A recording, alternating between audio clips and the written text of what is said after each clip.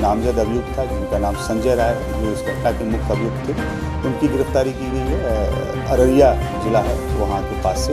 इसके अतिरिक्त 3 और अपराधकर्मी इसमें गिरफ्तार किए गए हैं जो उनके सहयोगी के रूप में थे, जिसमें एक का नाम पंकज पासवान है, दूसरे का नाम चुन्नू है और तीसरे का नाम मुन्ना पासवान है। इस प्रकार से इस पूरे घटनाक्रम में अभी तक हम लोगों ने कुल 5 लोगों की गिरफ्तारी की है। इसमें पूरी घटना में अभी 2 लोगों की संलिप्तता और प्रकाश में आई है पूछताछ के दौरान, तो हम लोग प्रयास कर रहे हैं और हम लोग की टीम दोनों लोगों की गिरफ्तारी के लिए भी प्रयास कर रहे हैं।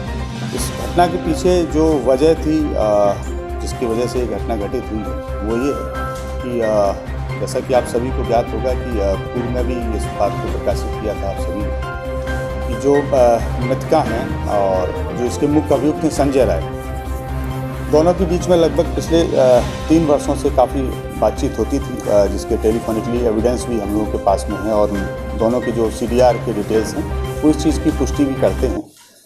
घटना 11 मई की रात की है, 11 अगस्त की रात की है। तो 11 अगस्त को रात्रि में लगभग 10:30 बजे से 11 बजे के बीच में दोनों की टेलीफोन पे बात हुई, जिसकी पुष्टि CDR में भी है।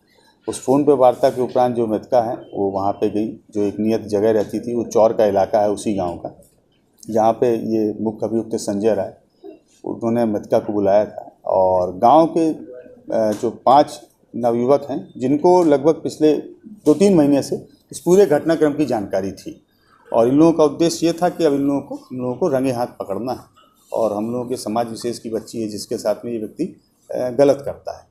तो इन 5 ही नवयुवकों ने उस दिन इनको रंगे हाथ पकड़ने की योजना बनाई। तो जब ये बच्ची वहाँ पहुँची है तो उसके तुरंत 2 या 3 मिनट के अंदर ये 5 जो नवयुवक, जिनमें से 3 की गिरफ्तारी की गई है, 2 अभी फरार हैं, ये 5 वहाँ पे पहुँच गए। और दोनों जब वहाँ पे पहुँचे तो मृतका और ये मुख्य अभियुक्त संजय दोनों वहाँ बैठे हुए थे। इन लोगों ने वहाँ पे हॉट टॉक हुआ, जिसमें हल्की सी मारपीट इसके साथ भी हुई, जो मुख्य अभियुक्त संजय के साथ भी हुई, और जो मृतका है उसके साथ भी हुई।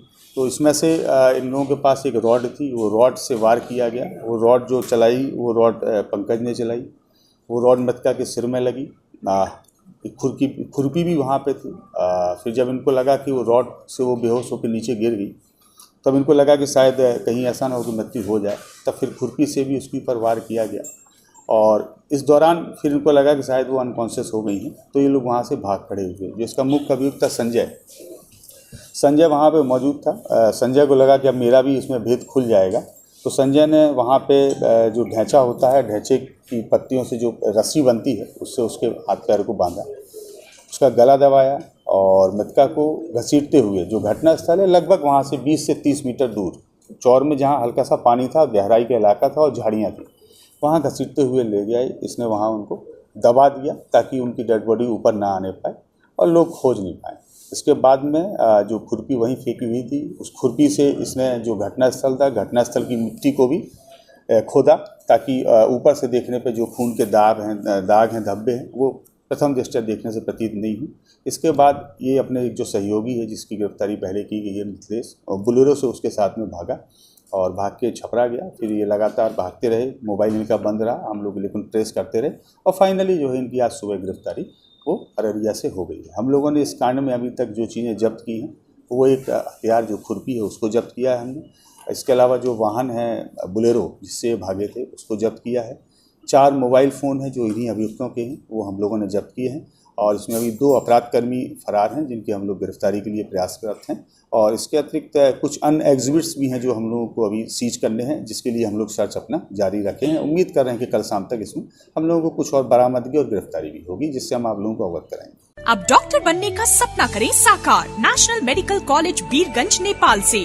National Medical College, Birganj, Nepal, accredited by IAO and affiliated with worldwide recognized Tribhuvan University, listed in WHO.